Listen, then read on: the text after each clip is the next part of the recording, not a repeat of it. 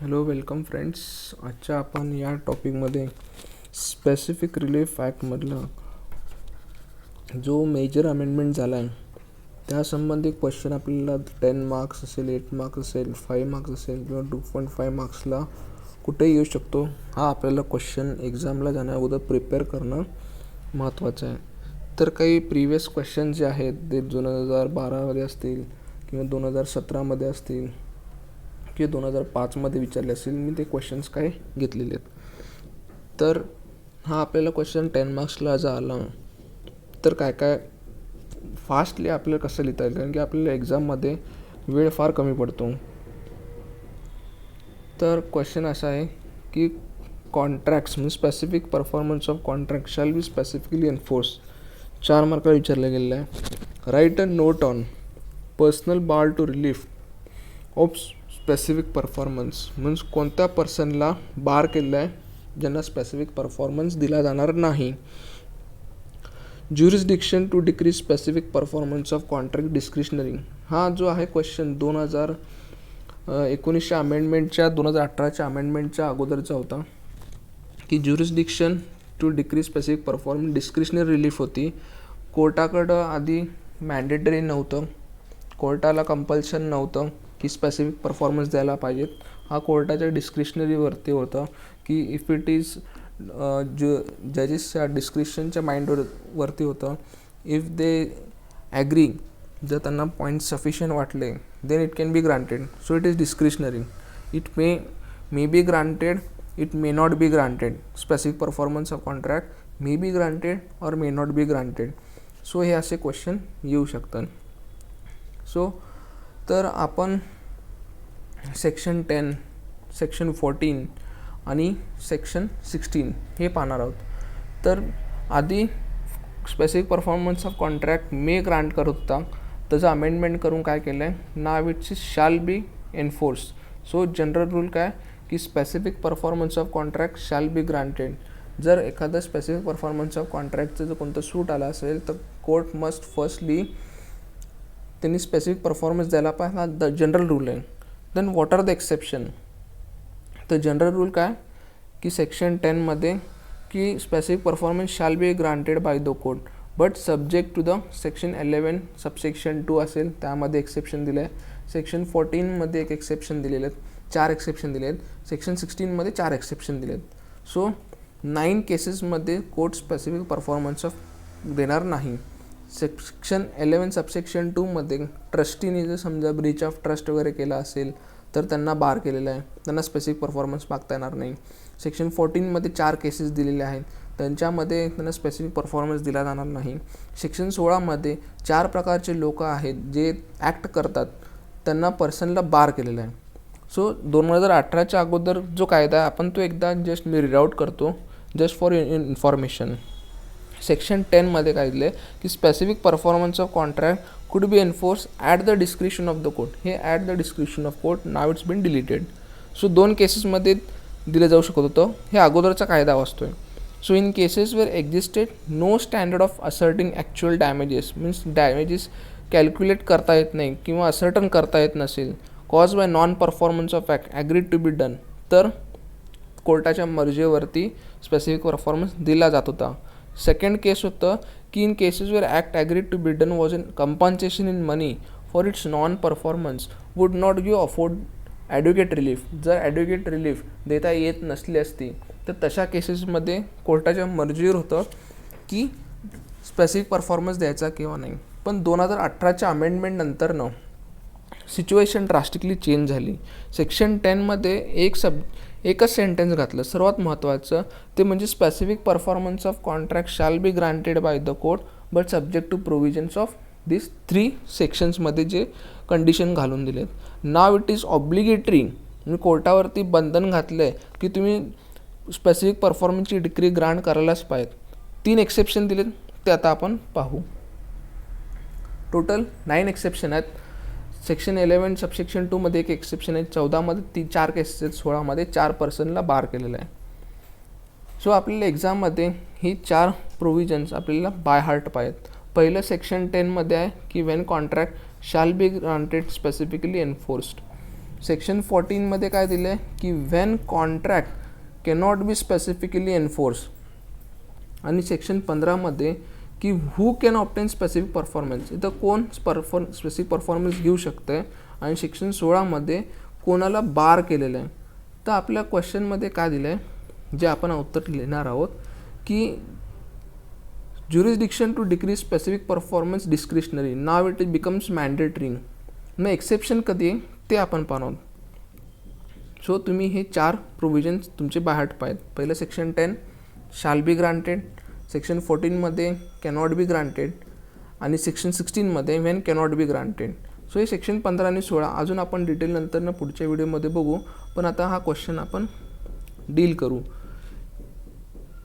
पहिलं आहे की व्हेन कॉन्ट्रॅक्ट, आता इथं मे होतं, now it shall be specifically enforce, हे section 10. Before 2018 specific performance could be enforce at the discretion of the, कुठे कोर्टाच्या डिस्क्रिशनच्या मर्जीवर होतं. नाव ड्रास्टिक चेंज झालं आहे. नाव सेक्शन 10 काय म्हणते की specific performance shall be granted or enforce by the court. Now आता तुम्हाला हे एन्फोर्स करावंच लागणार.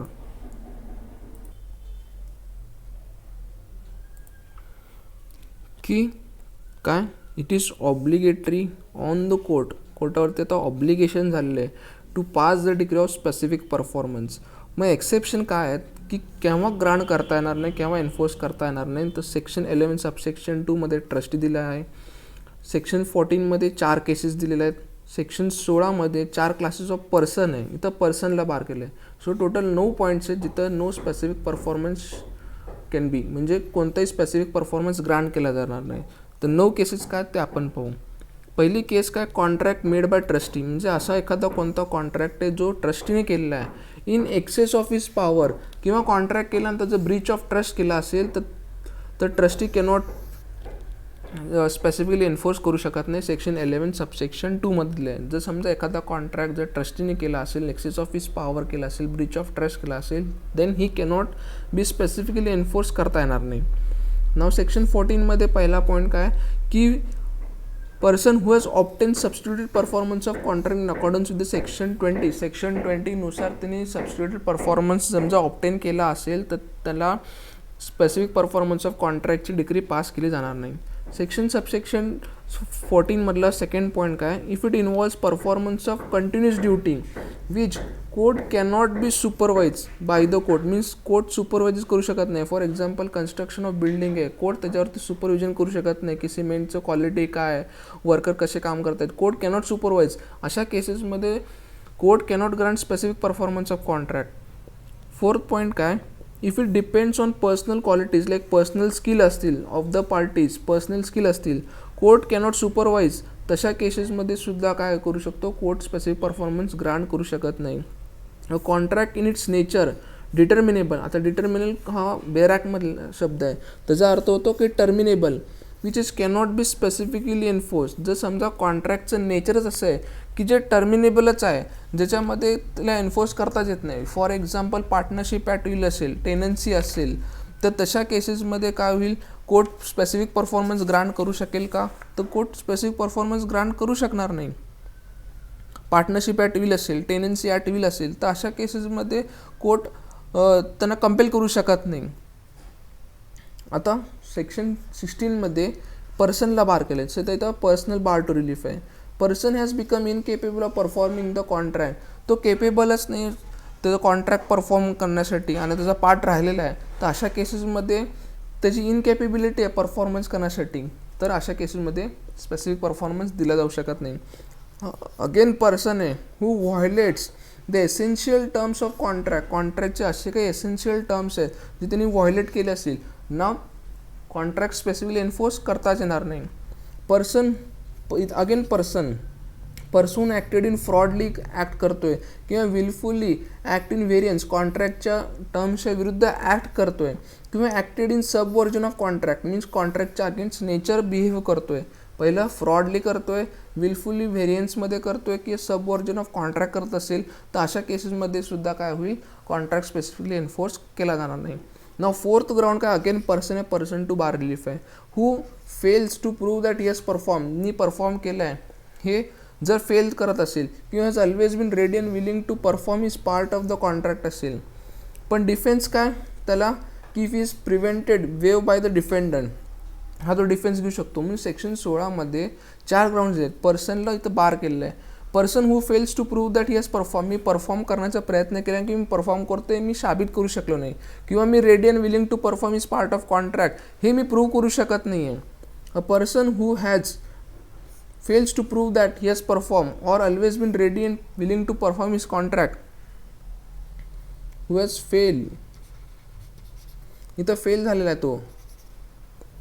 तर अशा 9 केसेसमध्ये स्पेसिफिक परफॉर्मन्स ऑफ कॉन्ट्रॅक्ट दिला जाणार नाही.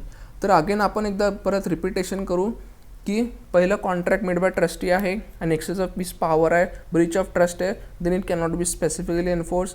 जर त्यांनी substitute performance of contract obtain केला असेल तर कंटिन्यूस ड्युटी असेल आणि कोर्ट त्यावरती सुपरवाइज करू शकत नाही आहे, किंवा पर्सनल क्वालिटीज पर्सनल स्किल आहे त्याच्यावरती कोर्ट सुपरवाइज करू शकत नाही आहे, किंवा कॉन्ट्रॅक्टचं नेचर टर्मिनेबल आहे अशा केसेसमध्ये स्पेसिफिकली एन्फोर्स करू शकत नाही, किंवा असा व्यक्ती आहे की ज्याचं तो इनकेपेबल टू परफॉर्म आहे, किंवा असा पर्सन आहे त्यांनी एसेन्शियल कॉन्ट्रॅक्टचे टर्म्स व्हायोलेट केलेत, किंवा असा पर्सन आहे की जो फ्रॉडली ॲक्ट करतो आहे किंवा विलफुली कॉन्ट्रॅक्टच्या नेचरच्या अगेन्स्ट बिहेव करतो आहे, किंवा असा जो पर्सन आहे तो त्यांनी कॉन्ट्रॅक्ट परफॉर्म केला हे प्रूव्ह करू शकत नाही, किंवा willing and readiness to perform ते सुद्धा त्याचा फेल आहे ऑन स्पॉट. पण डिफेन्स टीम तो परफॉर्मन्स पार्ट करण्याचा प्रयत्न करतो आहे पण त्याला प्रिव्हेंटेड बाय डिफेंडंट असेल, हा तो एक डिफेन्स घेऊ शकतो.